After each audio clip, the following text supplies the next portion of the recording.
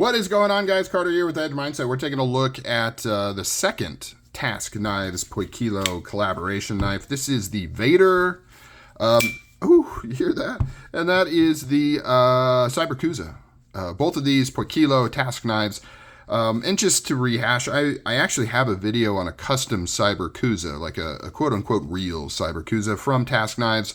I since sold the knife. It would have been really cool to do a comparison video, but actually, when I sold this, I didn't know this collaboration was going to happen. I didn't know we'd get a production Cyberkuza. So unfortunately, I don't have that anymore. But we do have the production version with Poikilo. Poikilo is a Chinese knife maker who does really premium knife implementations and works with a lot of really cool knife makers.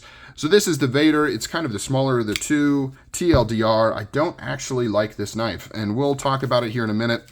Not anything like super egregious or like, anything like that.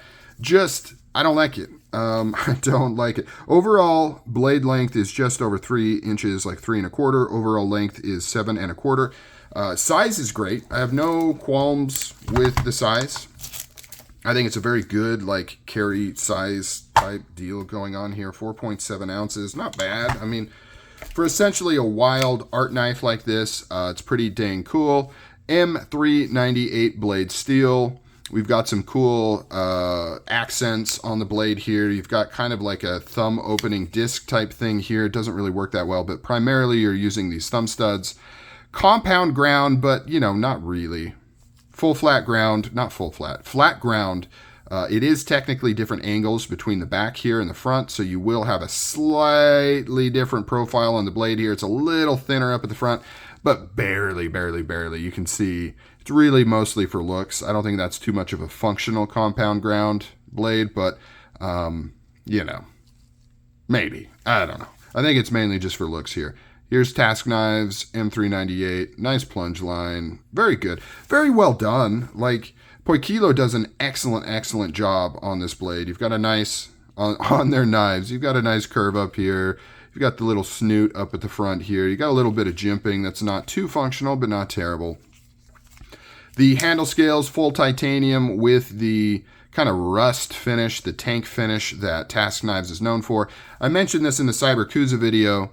Poikilo did a pretty decent job kind of replicating his rusted finish. However, not nearly as impressive as his custom knives. His custom knives, this finish really looks like you picked this piece of scrap up from like a post-apocalyptic wasteland and screwed it together. Like, it doesn't look like titanium. This one looks a little bit more like, okay, it's titanium. They put some sort of finish on it and they did weathering, which looks rusted, but it's just not as three-dimensional and as interesting as his custom finish is. This one has some milling done over the top of it, so you can see that raw titanium coming through. You've got all kinds of cool artistic chamfering going on, details. You got this lanyard hole right here, which is kind of cool. If you're going to do a lanyard hole, make it interesting like this. Backspacer with some details, a little fuller in there. There's also a fuller on this backspacer on the Cyberkuza. Pocket clip is something, right? Not deep at all. Like, you're really hanging out of there, and it's kind of this skinny clip. It's got a ton of tension on it, and it's kind of hard to get in your pocket. I would imagine once you kind of break it in, right? This is on loan to me, so I'm not going to spend a lot of time doing that. Or maybe bend this out a little bit. It'll at least go in the pocket quite well. However, it's not positioned all that well. But I see why they did it, because they wanted to have symmetry on this design feature right here. And so, you can either have something that functions well or looks cool. It's hard to do both, or at least it's hard to do both with like extreme designs and things. No visible hardware on the front here, which is very cool. You have a little mini pivot screw on the back here with some nice design accents. And then, of course, the screw for the pocket clip right there. I'm not sure if this uses any sort of... I'm not sure how that's done. I don't know if this has some sort of funky cam system inside that holds it together, like how this pivot works, how you cannot have a pivot on this side, but only on this side. Not going to take it apart just because it's not mine. I didn't buy it. Now let's get to the lock. So this doesn't have the task lock right here. So this is a modified lock back where you actually directly interact with the lockback to move it out of place. So this has all the strength and robustness of a lockback. It doesn't have little tiny springs. It has a big leaf spring in the back, just like a lockback would. This is just an access lock. Through and through, just an access lock. How it has the Omega style springs inside here, which I'm not a fan of. I don't like access locks. Like I understand, you know, why they were kind of popular, because you can close it with your fingers out of the way. It's also inexpensive to produce compared to like frame locks and things like that. So I know why manufacturers like it. I don't trust the Omega springs. I've seen too many break. I've seen too many rust out. And the action is just difficult. And the action on this is not very good. The opening action, it's like it feels like it's barely making it to the open position. It has like this little minor kind of thud when it opens up. And it just doesn't feel like it works. But it doesn't feel good. It doesn't feel satisfying, and it doesn't feel like it. It feels like I barely got it to open, right? It feels like if I just put a little less pressure on it, it would not open up, which I guess we could try. And yeah, I mean, it's kind of true, but kind of not true. Like, that's not taking a ton of effort, but I don't know. It just doesn't feel good. And then the close, there's a ton of pressure to close this thing. You can see how strong kind of that spring is. And it's smooth. It's not gritty. It just doesn't feel refined and good.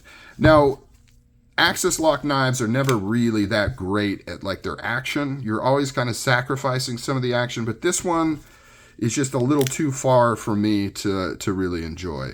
Now, it is a good size for carry. It is a really cool conversational piece, but I believe these retail around $400 too, and I don't know, it just seems a little high for an access lock knife, right? Despite the fact that it's very well made, M398, really nice steel. I don't know, I just don't like paying that kind of money for an access lock. To me, access locks have their place and they're great for some things, but to me, they're always going to be more on the medium, like budgety. I hate to say the word budget because that means different things to different people. Some people, a $100 knife is not a budget knife. Other people, a $100 knife is a budget knife.